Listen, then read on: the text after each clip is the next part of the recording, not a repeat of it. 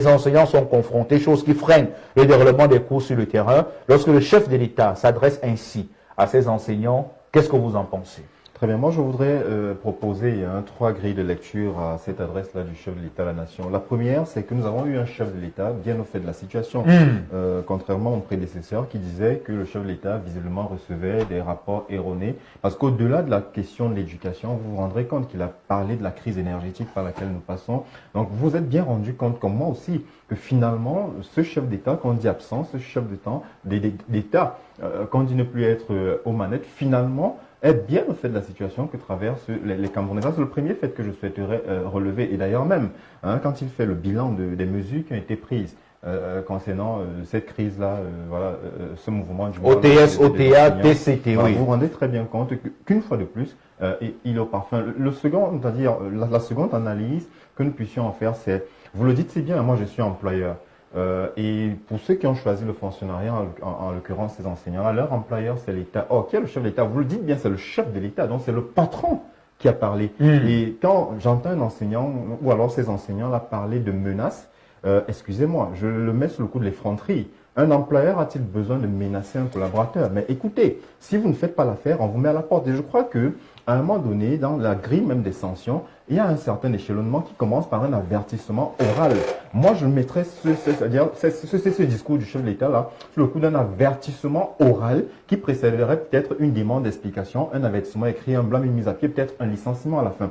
Donc aujourd'hui, que des enseignants estiment que le chef de l'État leur a adressé, ça a été une injonction, une menace. Moi, je me dis, c'est quelque part minimiser un peu le pouvoir du chef. Il a parlé du père, mais moi, je parle de l'employeur. Bon, maintenant, et une fois que le chef a parlé, voyez-vous, moi, je dis, quand on est enseignant, voilà, une fois que votre patron a parlé, moi, j'entends les gens dire, oui, il ne reconnaît pas le mouvement OTS. Mais le chef de l'État dit dans son discours, ils discuteront avec des syndicats reconnus. Il ne semble pas qu'OTS soit un syndicat. C'est vrai que c'est le ministre Grégoire Orona qui l'a rappelé récemment. Pas le chef de l'État. OTS n'est pas Paul Biya qui a dit qu'il ne va pas discuter avec les OTS. C'est Grégoire Orona qui l'a dit. Mais le chef de l'État dans son discours dit qu'il discutera avec les syndicats reconnus. Voilà. Donc OTS n'est pas un syndicat. Voilà, donc il faudrait qu'on s'entende. C'est un mouvement, comme nous en avons vu tant d'autres dans ce pays. Donc à un moment donné, que les gens disent que le chef de l'État ne reconnaît pas OTS, mais si ça avait été un syndicat, oui, on comprendrait qu'à ce moment-là, on puisse engager des négociations.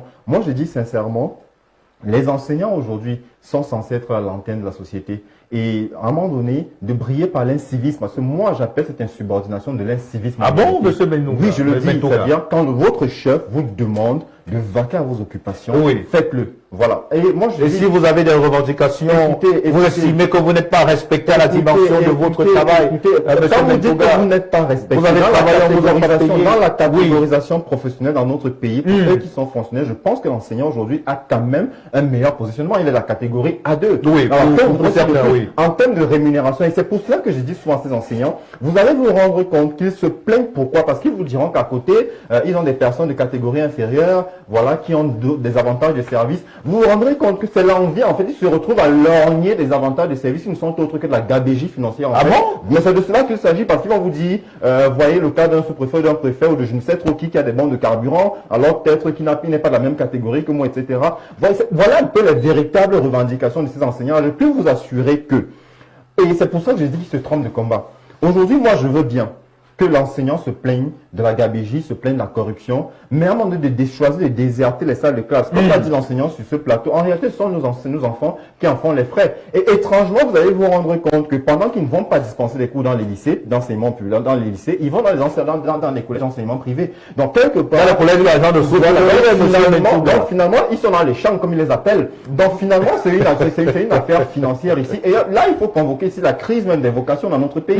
Les gens ne vont plus à l'enseignement par vocation. Voyez, quand vous allez voir nos enseignants, qui d'ailleurs se plaignaient de ceux que, parfois des enfants qu'ils avaient tenus sur les bancs se retrouvaient à être leurs inspecteurs, etc. Mais ils ne s'en plaignaient pas pour autant et ils faisaient leur métier avec passion. La conséquence directe, c'est laquelle? C'est la baisse drastique du niveau de l'enseignement dans notre pays. Voyez aujourd'hui des enfants qui arrivent en classe de 6e, qui ne savent même pas écrire leur nom. Des enfants aujourd'hui qui se retrouvent parfois à décrocher les diplômes par promotion collective, en réalité juste parce qu'on veut atteindre certains objectifs. Vous vous rendez compte, quand vous voyez aujourd'hui toutes les crises qui sont décrier dans ces établissements scolaires des scandales comme le... Oui, sur lesquels on reviendra dans quelques minutes. Vous vous rendez compte que Oui. quelque part, des gens ne vont plus à l'enseignement aujourd'hui parce qu'ils aiment vraiment, ils sont en quête de matricule. La preuve, dès que celui-là décroche le baccalauréat, il présente tous les concours et là où son nom sort en fait, il y va. Il n'y a aucune...